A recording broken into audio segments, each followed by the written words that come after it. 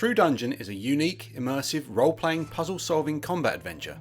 It tests you and your team as you travel through a number of specially designed rooms over the course of about 2 hours in an incredible experience. The brainchild of creator Jeff Martin, True Dungeon is an amazing fantasy world filled with fun, surprises, and very likely some backstabbing.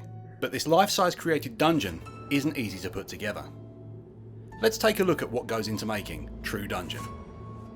What started as an idea at a D&D game night has become a highly attended annual event at Gen Con Indy. You and your party must choose to either go on a combat-based or puzzle-based adventure through a series of rooms, armed with specific equipment to aid you in your travels. Planning for the True Dungeon event begins as soon as the current one ends, and entails countless hours of devising and constructing intricate puzzles, and coming up with incredible creatures and NPCs to broaden and bring life to the adventure. There are usually story arcs in True Dungeon, and so the story tends to follow on from year to year. Once the plan for the adventures has been put together, thought goes into the set construction. An entire hall at the Indianapolis Convention Center is reserved for the creation of the dungeon and the start area or town. The atmosphere has to be right, so after the hard work of putting the village together, the lights go down and the place becomes an eerily lit fantasy world. Another important part of the True Dungeon experience are the tokens. These symbolic pieces of equipment can range from weaponry, potions, apparel, and treasure.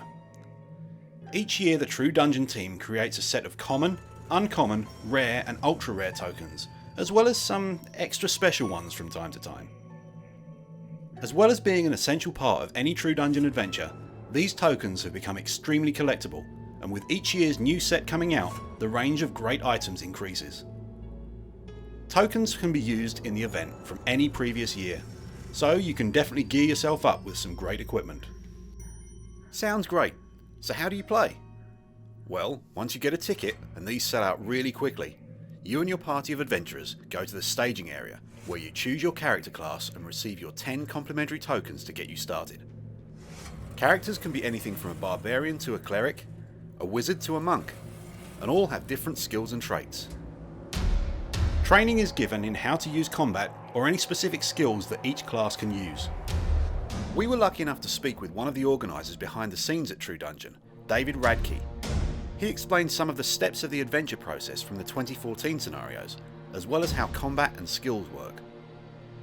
So this is their own training room that their group uses to figure out what character they're going to play, who's got what, how they're going to work things out. They're in here for 24 minutes. Every 12 minutes there's a horn that sounds. So we have a timekeeper, and everybody moves from room to room. That's the only way we can do this. So then they go from here into a training room, and this is, if they haven't played before, this is the first exposure they get to the actual mechanics of True Dungeon. So if, depending on your character class, if you're a combat-oriented character, you'll actually get to practice on the combat board before you go in the dungeon. If you're a spellcasting or memorization-related character, you have a station that you'll sit at, and you'll have the opportunity to memorize and look at the things you need to look at in order to play that character.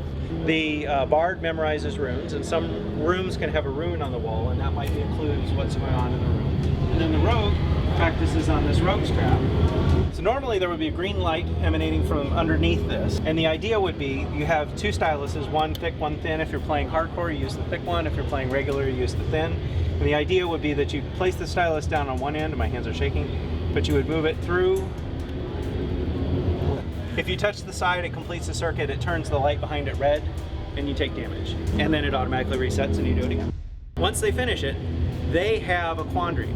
Do they go in and take treasure, or do they take the clue and help their party? So they can choose, and they cannot say a word to their party, and the DM's not going to tell anybody. So if they choose to keep the treasure, they can keep the treasure, make up whatever they want to tell the party.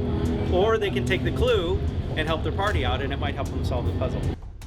So every class has strengths and weaknesses, and the idea is that they all are forced, based on game mechanics, to really work together.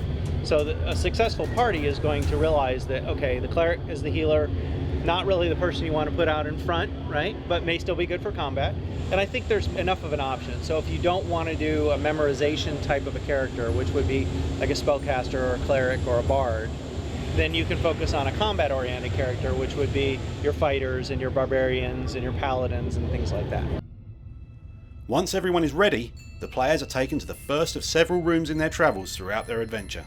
Depending on whether this is a puzzle-centric or combat-centric adventure, there could be a monster to fight or a complicated puzzle to solve.